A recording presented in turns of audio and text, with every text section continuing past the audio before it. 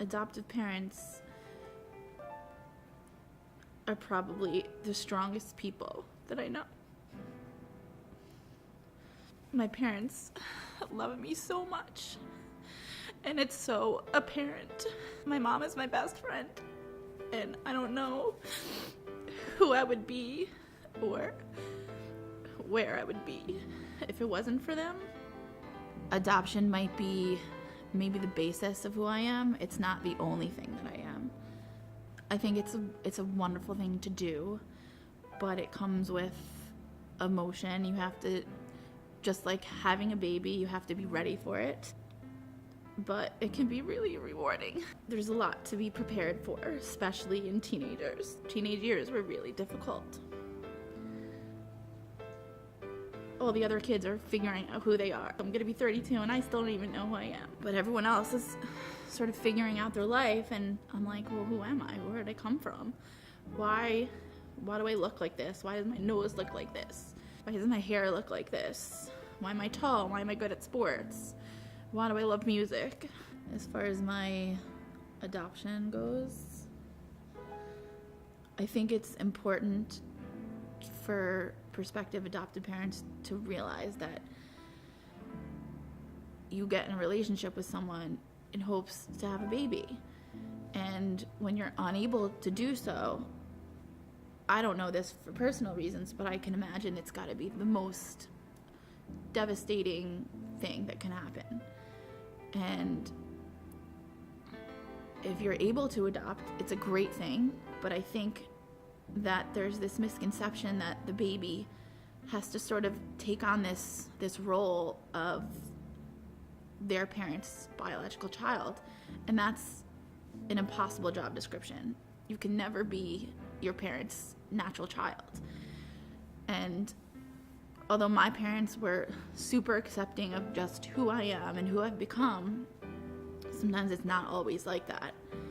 And of course it depends on the adoptive parent, but it's just so important to be supportive of who they are. I think the biggest takeaway that you can't be someone who you aren't. You have to just be yourself, and hopefully you're accepted. And acceptance is everything for adoption. My entire childhood, I was always trying to please my parents and didn't ever bend the rules, or I was always the good kid, and because perhaps in the back of my mind I was afraid that they would just leave me or punish me or whatever. So I think it's important that, and also that kids know this too, that they're never going to be who their parents would have had. They are who they are, and that's a good thing. And I'm so glad that I do have that, because we're all accepting of each other, and that's a really awesome thing to feel. The most important part about being adopted for me is really making sure that people understand what adoption is from my perspective, and also knowing that I've done a lot of work in adoption. I've worked very hard to educate myself in hearing different stories and seeing different lives, and understanding that people come from very different places and people have very different views on adoption. And that's the most important thing. I think as long as we as a community can acknowledge the fact that just because we may be in a room of fellow adoptees, we don't all share the same views. We don't share all the same ideals about what it means to be adopted or where our adoption will take us if we're interested in reconnecting, if we're not interested in reconnecting. There are people out there that are adopted that don't acknowledge the fact that they're adopted, and that's fine too. So I think going in and having people understand that they need to have a clean slate when it comes to adoption, and whatever their preconception of that may be, they need to understand that we're all individuals, just like we all share different feelings in politics, in religion, and all the things that life brings us. Adoption also is something that we can feel very different about. And the most important thing is, if you are really interested in understanding adoption, to ask people, to talk to people, and to get their stories. Having an adopted child is a wonderful thing. You get a wonderful community out of just the choice that you've made to adopt. As kids, just to know that there are so many people out there that share stories, that have similar stories, that have different stories.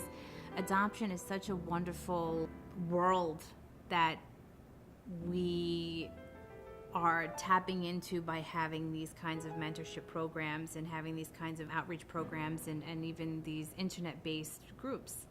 Getting to know other people. Adoption is a story for each person that is very personal, and sometimes it doesn't come out of them until they're later on in life. Sometimes they're not able to share their stories because they were never built with that kind of confidence to be proud of it and to wear it on their sleeve. And I think once you realize that there's a whole world of people out there that have a lot that they can share with you, I think that you grow from that. And I feel like, for people that embrace that and for people that understand and come to understand through adoption, that you don't only get a wonderful new person in your life, you really get a whole sense of community. It's important to embrace it. I think it's hard not to. And adoption is a beautiful thing, and I'm glad to be a part of it, and I'm glad to give back, and I'm glad to learn more every day and continue this program and see where it goes. I think what adoptive parents really need to take a look at is they really need to take a look at their own motivations as to why they're adopting a child. Again, things may be different today, but I have heard of many adoptive parents just saying they want a child. Like, they want to have that experience of raising a child. And I think what they need to understand is that that's not the same as giving birth to a child and raising a child. What they also need to understand is that given that it's not the same, and that given that there's this extra baggage and that they're raising a traumatized child essentially, that they really need to take a look at why they're choosing to adopt this child and whether they're really doing it for the child or doing it for themselves. And I think there's a healthy level of both to that. Like, obviously, like, if you didn't want to raise a child, like, you wouldn't. So on some level, there is a little bit of like own inherent desire to that, or personal desire to that. But I do think that there really needs to be a lot of emphasis placed on like what is best for the child they're adopting. I want to also speak to people in a way that where they feel understood as well. So I do believe that there are aspects to adoption that are good. I do believe that, the way I see adoption is, and I was lucky enough to have adoptive parents who I had a really healing conversation with, like last weekend, around just the truth of, my feelings for my natural mom, for my country, family, all of my grief and desire and rage and anger.